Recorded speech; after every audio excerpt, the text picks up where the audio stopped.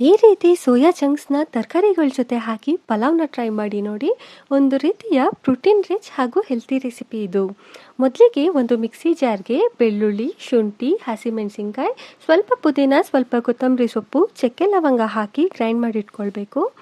ಒಂದು ಪಾತ್ರೆಗೆ ಅಥವಾ ಕುಕ್ಕರ್ಗೆ ಎಣ್ಣೆ ಅಥವಾ ತುಪ್ಪ ಹಾಕಿ ಅದು ಕಾದ ನಂತರ ಓಲ್ ಸ್ಪೈಸಸ್, ಉದ್ದಕ್ಕೆ ಕಟ್ ಮಾಡ್ಕೊಂಡಿರುವಂತಹ ಈರುಳ್ಳಿ, ಬೀನ್ಸ್, ಕ್ಯಾರೆಟ್, ನೌಕೋಲ್, ಆಲೂಗಡ್ಡೆ, ಇನ್ನೂ ನಿಮಗೆ ಇಷ್ಟ ಆಗಿರುವಂತಹ ಎಲ್ಲ ತರಕಾರಿಗಳನ್ನ ಹಾಕಿ ಫ್ರೈ ಮಾಡಿಕೊಂಡು ಅದಕ್ಕೆ ನೆನೆಸಿರುವಂತಹ ಸೋಯಾ ಚಂಕ್ಸ್ನ ಹಾಕಿ ಗ್ರೈಂಡ್ ಮಾಡಿ ಇಟ್ಕೊಂಡಿರುವಂತಹ ಮಸಾಲೆಯನ್ನು ಸಹ ಹಾಕಿ ಫ್ರೈ ಮಾಡ್ಕೊಳ್ಬೇಕು.